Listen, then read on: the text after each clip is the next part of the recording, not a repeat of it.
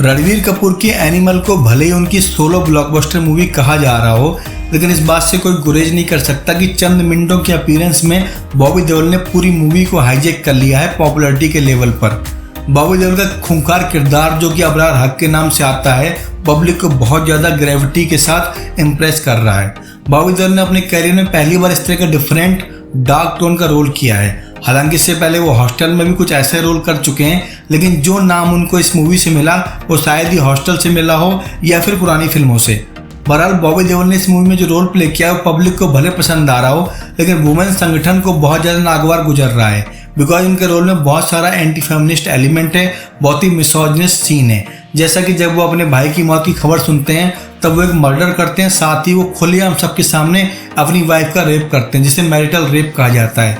इसके बाद वो अपने रूम के अंदर जाते हैं, अपनी पुरानी दोनों बीवियों को बुलाते हैं, जो कि एक तरह का ग्रुप सेक्स वाला सिंबॉलिक सीन दिखाई देता है।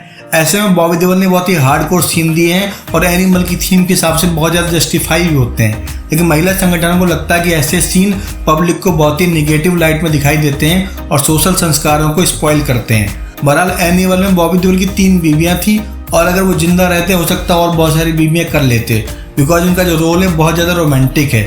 अगर आप गौर करेंगे बॉबी देओल का जो रोल था बहुत ही डिफरेंट था।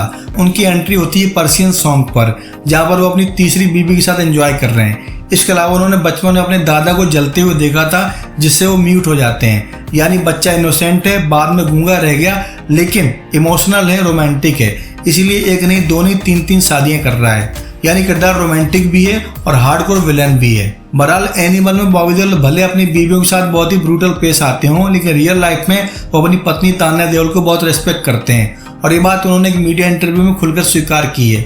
उन्होंने कहा है कि उनकी परवरिश बहुत ही संजीदा ट्रेडिशनल परिवार में हुई थी, जहाँ पर वो दब कर रहते थे, लेकिन अपने परिवार को उन्होंने ऐसा नहीं होने दिया।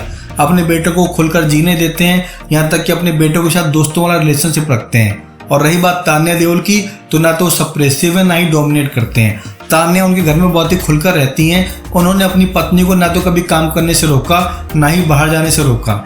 जबकि ईशा देओल ने अपने एक इंटरव्यू में कहा था कि सनी देओल के परिवार में जो भी लोग हैं, इंक्लूडिंग धर्मेंद्र, वो चाहते हैं घर की बेटियां घर के अंदर रहें और घर के मर्द बाहर काम करें।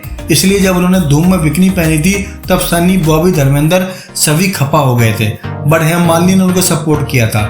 ऐसे में बॉबी देओल कहते हैं कि तान्या देओल अपनी मर्जी की मालकिन है और जब उनका बुरा वक्त चल रहा था तब तान्या देओल ने उनको सपोर्ट किया। यहाँ तक कि उनका परिवार नहीं चाहता था बॉबी देओल निगेटिव रोल करें, आश्रम जैसे, हॉस्टल जैसे और एनिमल जैसे, लेकिन तान्या ने उनको मोरली सपोर्ट किया और कहा कि परिवार को बिना बताए आप चुपचाप आश्रम कीजिए। और आश्रम हो, हॉस्टल हो, एनिमल हो, बॉबी देओल ने चुपचाप की और बाद में जो रिजल्ट आया उससे पूरी दुनिया ने सराहा। तो बॉबी देओल नए अवतार में सबको पसंद आ रहे हैं। उम्मीद करते हैं बॉबी देओल का जो पर्दे पर ब्रूटल अवतार है वो अपने घर में बहुत ही सॉफ्ट रोमांटिक हस्बैंड का होगा।